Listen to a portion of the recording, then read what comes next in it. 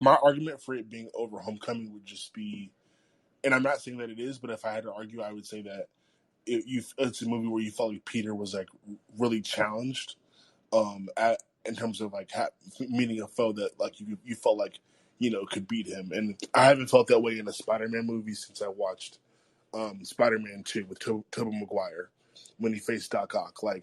And so like Vulture was a cool villain as a character, but like the actual villain, like Spider-Man could easily beat Vulture, but like Mysterio was like a different story. You felt like he could lose that fight, and so that was interesting.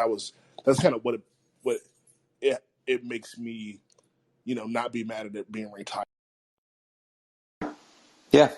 All right, let's move on to number 11 here. Number 11 at 367 points, an average of 12.66, is Doctor Strange.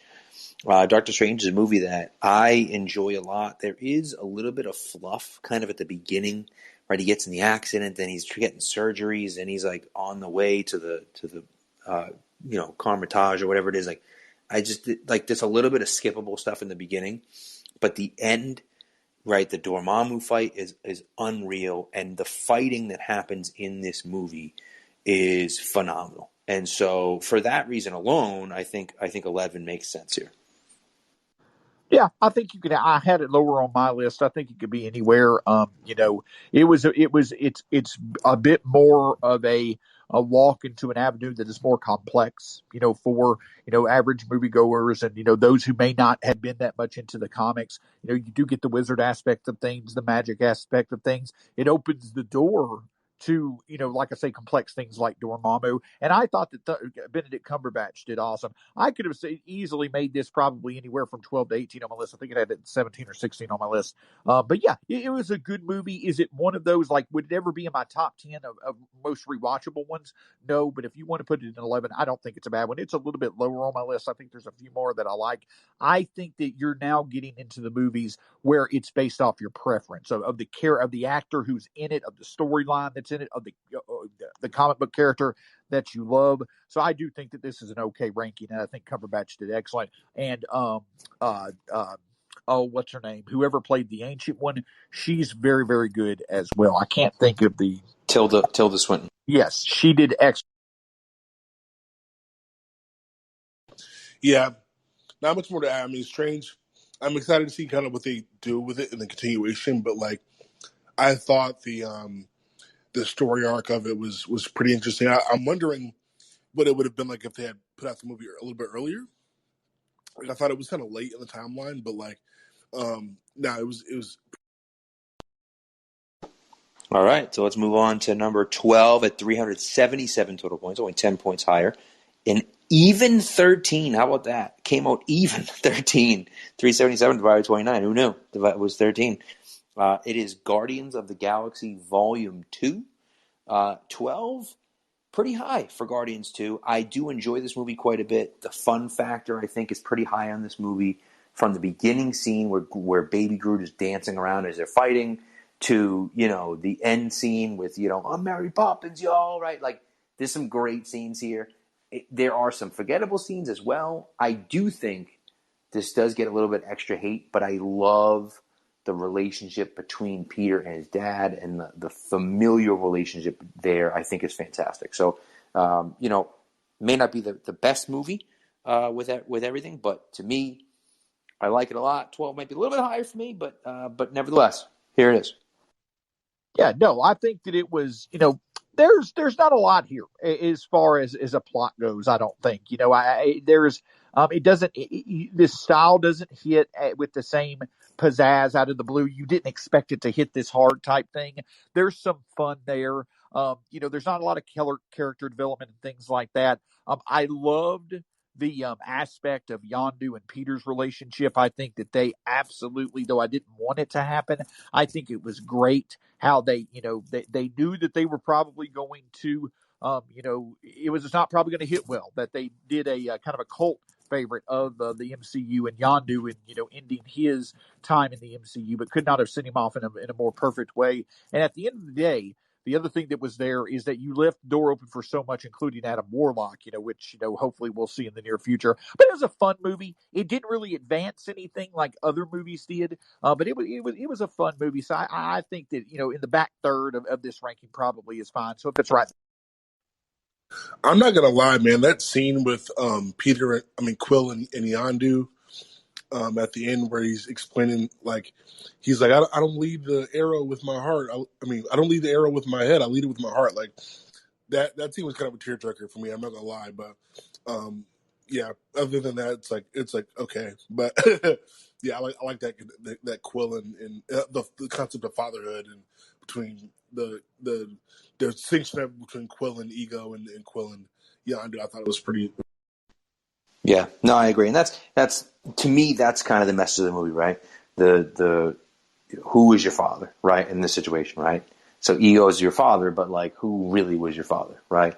And what does that mean, right? What does family mean, I guess, right? And that's kind of what Guardians is all about, right? Because a ragtag group who kind of find their own way as family. So, all right, so let's move on to 13.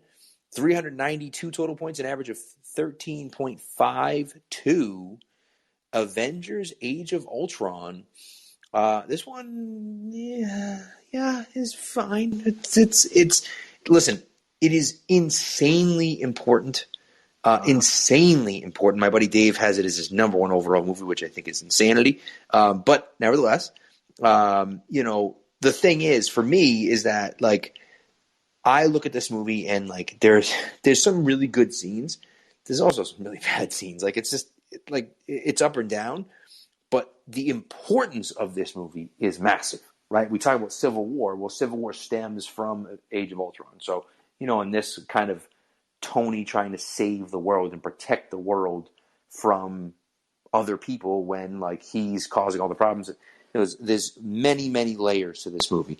But overall, pretty good. 13, might be a little high, but like, okay. Well, it's mixed reviews because it's supposed to split. It's supposed to cause a rift. It's supposed to create different perspectives. I think that that's what stands out about this movie is that it's not a unanimously positive one. It's probably more negative than positive, but it's a very split. There are, different opinions on it. And that's what I think makes it a good movie. Now, one of the reasons why I love it, why it was a bit higher on my list, I love James Spader. And they made Ultron absolutely perfect after Spader. And if you want a guy, and I believe Max talked about Baron Zemo was the best villain of the MCU. But if you want the type of actor with the nuance and just kind of peculiarness of Spader, he's the perfect guy who can hit the strings that need to be hit to cause conflict, to cause negativity, drama. And that's what he did through Ultron. So him as the villain stood out. The acting in this one wasn't as on par as it is in other ones. But I had it higher because of Spader and also because of the fact that it challenges things. It creates that rift. It's not all harmony and games and positivity. There's going to be real life impact from things that happen. And I love the fact that, it makes that occur. So Yeah, I was a fan of it too, and maybe I need to watch it again as well. But I was a big fan of it. I thought it was really well done. Spader's acting was great, like Sean mentioned, and again another one of those movies where I felt like that was probably the first time, at that point before Thanos, the first time in the MCU where the Avengers, you really felt like they had been challenged and they could possibly be dismantled. As he sort of like attacked them mentally and individually, and so I thought it was, and all the events that kind of led after it to the events that set in motion as well. Huge movie. I think that's. Yeah. No, and listen, I do love that scene between Clint and Wanda when he's like, listen, it's a mess out there, but you're an Avenger. He's like, there's robots and I have a bow and arrow. Nothing makes sense. But you step out those doors, you're an Avenger, and you go to work. Like it's just a dope scene from him, and it's really cool. So I like that one a lot. Connecting those who need to be connected. The one that inspires. He would be wonderful to have on your superhero team. That's right. Why. Good point. See, there you go. All right, so at 14, 398 total points. So this is only 6 points higher than Age of Ultron, at an average of 13.72. Captain Marvel. Here's my thoughts on Captain Marvel. I think if this movie came out earlier in the MCU, that it would be much better received. This movie came out in between Infinity War and Endgame. Like, it was like, oh, Infinity War came out. Oh my God. Okay. Ant-Man and the Wasp came out. Oh, good little palate cleanser. Sure. That was fun.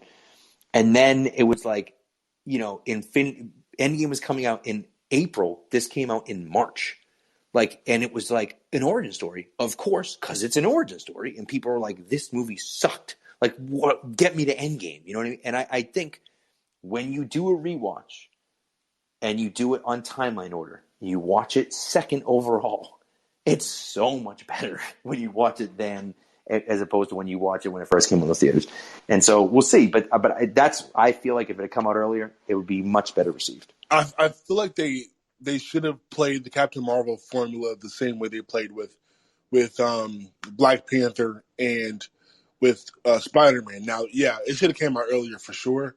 But at the same time, if you're going to introduce this character in the middle of, two, great movies and we're kind of ready to see Endgame, it's like, all right, why not bring Captain Marvel in earlier, give us a taste like you gave us with Black Panther and Spider-Man, and then get us excited about her movie, right? I felt like that could have been easily done.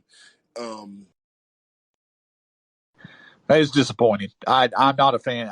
It was one of the worst movies of the MCU. It was ranked last in my rankings. Love Samuel L. Jackson in it. I think that it probably was his best acting job. But I think Brie Larson leaves something to desire with Captain Marvel. Though I think just in general, Captain Marvel was a pretty blank character. Didn't like Jude Law as the villain. It was a pretty disappointing villain. Didn't like the plot really that much either. I thought that the guy that played Talos, the scroll. I can't think of his name. Ben Hutchinson, I believe. I'm a fan of his. I think that he did very well, but just not a fan of the movie in general. And the fact that it was released like it wasn't a fan of that either. So it ranked last on my list just because I wasn't a fan of many things surrounding Captain Marvel. Though I love the character and the theory of the character, didn't like how it was portrayed. Yeah, I said it in the comments, but the Supreme Intelligence was also watered down. Like, it had much more potential than it didn't really pack that much. Yeah, true. And by the way, Ben Mendelsohn was the guy you're thinking of. Great actor. But yes, Ben Mendelsohn is the one who played Talos. All right, so let's move on to number 15 at 400 points, only 2 points behind Captain Marvel, an average of 13.79, Spider-Man Homecoming. And this, to me, I agree with, and someone had said this earlier, I think that this is the better of the Spider-Man movies. I have them ranked very close. I like this movie quite a bit. I think it does a really good job. The scene where Michael Keaton opens the door and it's the girlfriend's father, I was like, whoa, like that blew me away. And so that moment, and there are some really cool moments in this. I do love the fact, and Sean, you mentioned, like, there's been a million Spider-Man movies. And yes, it's a Spider-Man origin story, but it's not really a Spider-Man origin story. He's already Spider-Man. Like, we don't have to see him get bit by the spider again. He doesn't go through this whole crap again. Like, we don't do that. Like, that's not the issue, right? It's not Mary Jane again. It's not the same story over and over again, right? It's a new telling of the story. He's already got his powers, so we kind of see, like, different things going on. I liked it. I thought it was very well done. And again, it's a fun movie for me. 15, I think, is a pretty good spot. Might be a little bit lower than I might have it, but I think it's a pretty good spot overall. Yeah, and I think also if I'm correct, well, Civil War came out and did it as well, and this is what happened to Civil War. But it also carried on the theme that the Avengers' efforts did not result in all good, right? Like Baron Zemo did in Civil War. It was because of what happened in Sokovia while the Avengers were trying to save folks that Baron Zemo became this villain because his family was killed. Well, in this situation, it was the livelihood of I forget Michael Keaton's character's name in it, but it was the livelihood. Toombs. Yeah, there we go.